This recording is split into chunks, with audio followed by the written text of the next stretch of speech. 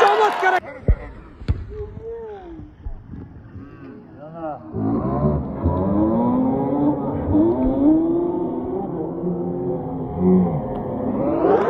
চমৎকার একটি গোল, অনিকের অ্যাসিস্টে গোল করলেন শাওন।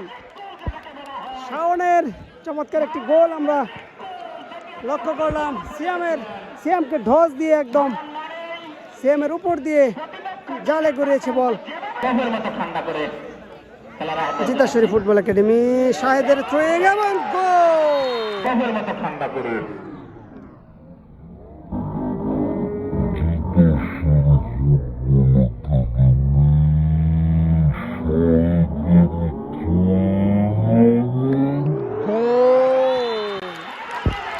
এবারের গোলদাতা রনি।